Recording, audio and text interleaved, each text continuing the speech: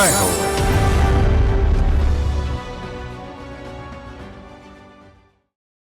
ఆయనకు మట్టే బంగారం, సేద్యమే ప్రాణం.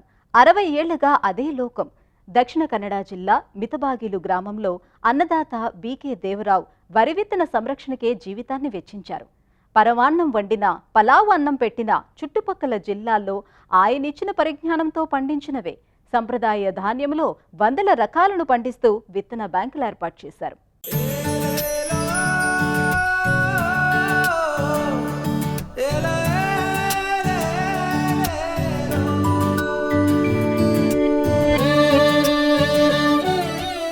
పల్లెటూరి భాగ్యసీమలు పాడి పంటలతో తులతూగే కర్ణాటక రాష్ట్రంలో దక్షిణ కన్నడ జిల్లా బెల్తంగడి తాలూకా మితబాగిలు గ్రామం. అక్కడి వరి పంటని సిరిపంటగా మార్చిన బీకే దేవరావు ఓ సామాన్య కర్షకుడు. సంప్రదాయ విత్తనాలను ఇష్టపడేవారికి ఆకర్షకుడు. తన 5 ఎకరాల పొలంలో 240 రకాల వరి ధాన్యం పండిస్తున్నారు. దేశ వ్యవసాయిక వారసత్వాన్ని సుసంపన్నం చేస్తూ జాతీయ స్థాయిలో రైస్ మాస్ట్రోగా గుర్తింపు పొందారు. మిత్తబాగిలు గ్రామం సమీపాన ఆమై అనే ఊరిలో నివసిస్తున్నారు.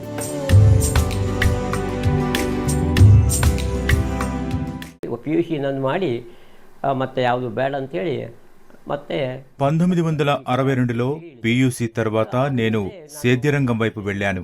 నాటి నుంచి వరి పండిస్తున్నాను. నేను 4 రకాల వడ్లు పండిస్తున్నాను. అవి ఎనిలు, పట్ల, సుగ్గి, కోలకే. అప్పట్లో నేను 20 ఎకరాల్లో వరి పండించేవాణ్ణి. ఆ కాలದಲ್ಲಿ ಗೊತ್ತಲ್ಲ సాధారణ 20 ఎకరా భತ್ತ సాగుబడి ಮಾಡ್ತಿದ್ದೆ. అన్నదాత దేవరావు కలవరించేది పలవరించేది వరి. నిత్యం అదే ధ్యాస. ఏళ్లుగా వరి పండిస్తూ 240 రకాల దాకా సాగు చేసిన ఖ్యాతి దక్కింది. వీటిలో 170 రకాలు ప్రధానంగా సాగు చేస్తున్నారు. మిగిలిన రకాలు కొద్ది కొద్దిగా సాగు చేస్తూ అంతరించిపోకుండా కాపాడుతున్నారు. ప్రధానంగా కర్ణాటక, కేరళ, పశ్చిమ బంగాల్, తమిళనాడు, మహారాష్ట్రల్లో సాగు రకాలను సేకరించి సాగు చేస్తున్నారు. ಒಂದೇ ಬೆಳೆ ಅಂದ್ರೆ ಕಾಯಮೆ. ನಮ್ದು ಮೂಲ ತಳಿ ಅಂದ್ರೆ ಕಾಯಮೆ, ರಾಜಕಾಯಮೆ, ಮಸೂರಿ. మేము ప్రధానంగా పండించే రకాలు రాజ్ కయామే, మసూరి, గంధసాలే, గీర్సాలే. వీటిని మేము మొదట పంటగా పండించాం. ఇక రెండో పంటగా సుగ్గి, అడినైలేట్ తదితర వరి రకాలు సాగు చేశాం. ఈ రకాలు దిగుబడి తక్కువన్న మాటే కానీ ఎంతో రుచిగా ఉంటాయి. హైబ్రిడ్ బియ్యం కంటే స్థానికంగా పండించిన బియ్యమే మేలని నా అనుభవంతో చెబుతున్నాను. దేవరావు ఇంటిని వ్యవసాయ క్షేత్ర సందర్శకులకు సేద్య పర్యాటక ప్రదేశాన్ని చూసిన అనుభూతి కలుగుతుంది. రకరకాల వరి విత్తనాలు విశేషాలు తెలుసుకునే పర్యటనగా మిగులుతుంది. వరి విత్తనాలలో ప్రతి రకాన్ని సమర్థంగా పరిరక్షించటంలో, సేకరించటంలో ఆయన కుటుంబ సభ్యులు ముఖ్య పాత్ర పోషిస్తున్నారు.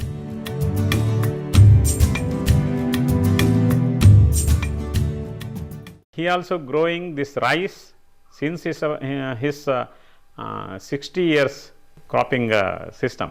నాన్న 60 ఏళ్లుగా వరి పంట పండిస్తున్నారు. తాను సేకరించిన వరి విత్తన రకాలకు నారు పోస్తారు.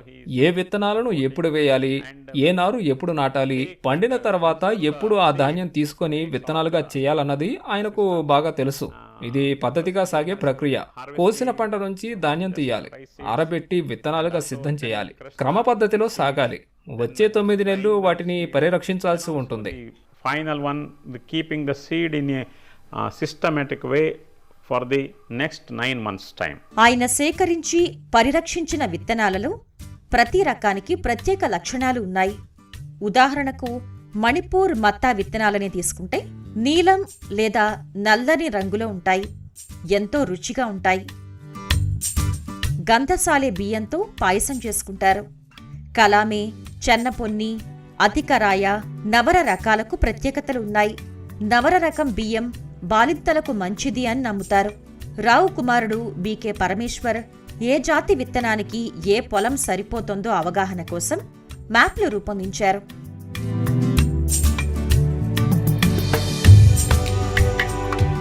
This rice cultivation as well as the other ఆయన వరి సాగులో పూర్తిగా నిమగ్నమయ్యారు. అంతేకాదు ఉద్యాన పంటలైన మామిడి, పోక చెక్కల తోటలు వేశారు. ఇక్కడ ఆయన 80 మామిడి రకాలను పరిరక్షిస్తున్నారు.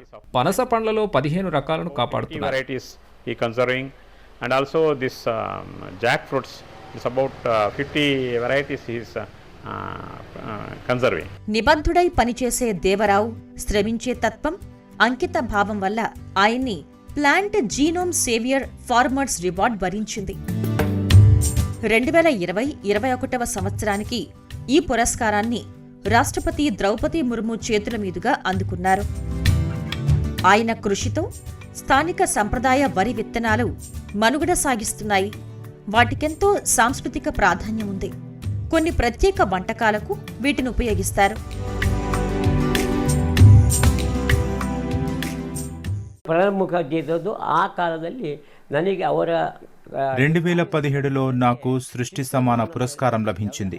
నాటి రాష్ట్రపతి ప్రణబ్ ముఖర్జీ కార్యదర్శి ప్రదానం చేశారు.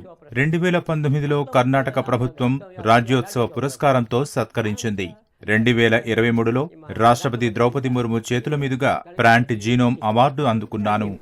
ಈಗ ಸಹ ನಾನು ಅದನ್ನು ಮುಂದರಿಸಬೇಕು ಗೊತ್ತಲ್ಲ, ಆ ಇದಕ್ಕೆ ಸಲುವಾಗಿ ನಾನು ಅದನ್ನು సంప్రదాయ వరి రకాలు క్రమంగా కనుమరుగు కావటం దేవరావుకు నిరాశ కలిగించింది. వాటిని పరిరక్షించాలని నిశ్చయించారు. భావ సారూప్య రైతుల నుంచి, సంస్థల నుంచి పాత వరి ధాన్య రకాలను సేకరించడం ఆరంభించారు. విత్తన బ్యాంకును నెలకొల్పారు. సంప్రదాయ విత్తనాలను కాపాడాలి అన్న ఆయన సంకల్పం, సాగిస్తున్న అవిశ్రాంత కృషి, అంకిత భావం స్ఫూర్తినిస్తోంది. సుసంపన్న వ్యవసాయ వారసత్వ ప్రాముఖ్యాన్ని తెలియజేస్తోంది.